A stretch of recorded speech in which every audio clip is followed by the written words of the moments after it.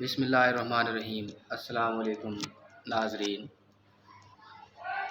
मैं इस वक्त मौजूद हूँ एक प्लांट के पास जिसमें कुछ मुझे डिज़ीज़ लगी हुई नज़र आई, तो मैंने सोचा कि आपको इसके बारे में मालूमात दूँ।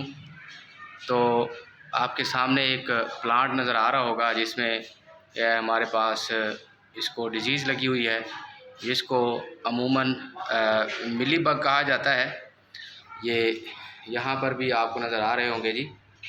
तो इसको अमूमन मिलीबग कहा जाता है और इसका जो साइंसी नाम है वो प्लेनोकोकस सिट्री है और इसका जो फाइलम है फाइलम आर्थ्रोपोडा है और उसके अलावा इसकी क्लास इंसेक्टा है।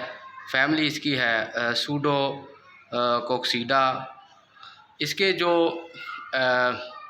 हमारे पास इसके जो यानी कि इंसेक्ट होते हैं डाइमॉर्फिक होते हैं, यानी कि इसका जो मेल है और फीमेल है उनकी मॉर्फोलॉजी जो है वो अलग से होती है।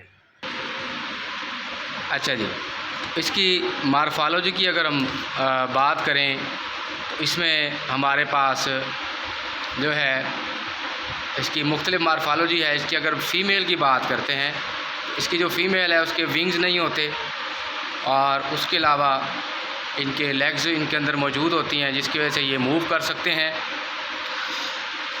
उसके साथ साथ इसमें जो इनके जो फ़ीमेल है उसमें बाकायदा से लेग्स भी मौजूद होती हैं और उनमें जो है बाकायदा से जो है वो लेग्स की वजह से वो मूव कर सकते हैं।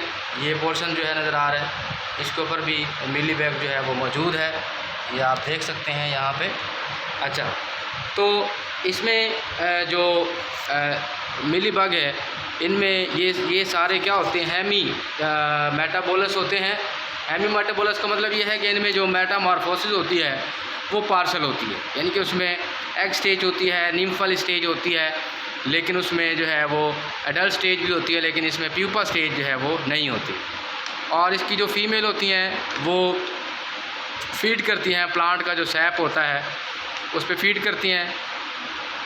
और उसके अलावा जो है इसका जो नाम है मिलीबग, मिली का मतलब होता है सॉफ्ट वैक्सी जो है ये मटेरियल खारिज करते हैं जो कि इनको प्रोटेक्ट करता है। इसी तरह से जो इसके मेल होते हैं वो शॉर्ट लिव्ड होते हैं, यानी इनकी जो लाइफ स्पैन है वो कम होता है और उनका काम ये होता है कि जस्ट वो फीमेल को फर्टिलाइज़ करते हैं। एशिया के अंदर ज़्यादातर जो मसला है वो यानी कि इस बीमारी की वजह से जो ज़्यादा क्रॉप मुतासिर हो रही है उसमें मैंगो आ जाता है।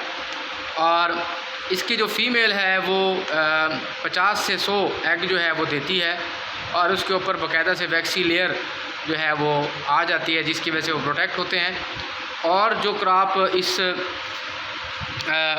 पेस्ट से मुतासिर होते हैं उनमें हमारे पास गन्ना है, शुगर केन, ग्रेप और पाइनएप्पल, कॉफ़ी ट्री, उसके अलावा कसावा, फर्न और कैक्टाई शामिल हैं। तो हम अगर बात करें इसके कुछ और नुकसानात की तो उसमें जो है ये बतौर वेक्टर भी इस्तेमाल होता है, यानी कि जिन प्लांट को वायरस लग जाए तो उन प्लांट में ये जो है वो एक प्लांट से दूसरे प्लांट में ये वायरस को मुंतकिल करने में वेक्टर का काम करता है। और इनको कंट्रोल करने के लिए जो मेडिसिन यूज़ की जाती हैं, जो पेस्टिसाइड यूज़ की जाती हैं, उनमें हमारे पास जो है डायाजीनोन है और उसके अलावा परमेथ्रिन है और उसके अलावा बाइफेंथ्रिन। कुछ इसके फ़ायदे भी हैं, वो उनको भी हम देख लेते हैं कि इसको कुछ कंट्रीज़ के अंदर बायोलॉजिकल कंट्रोल के लिए यूज़ किया जाता है।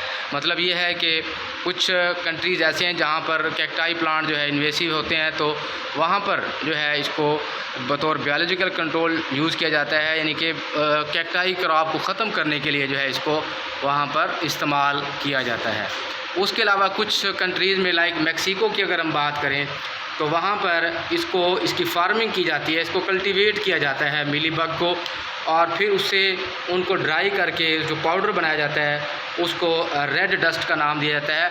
और उस रेड डस्ट से जो डाई बनाई जाती है उसको इस्तेमाल किया जाता है टेक्सटाइल इंडस्ट्री में प्लांट को रंग करने के लिए। तो ये आज का हमारा जो एनिमल ऑफ द डे था उसको हमने डिस्कस किया। उम्मीद है ये मालूमात आपको समझ भी आई होंगी। तो इनके बारे में आप कमेंट भी कर सकते हैं और आपके पास भी कोई नॉलेज है तो आप शेयर कर सकते हैं।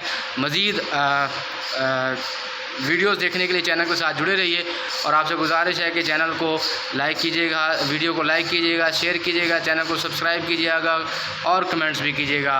शुक्रिया।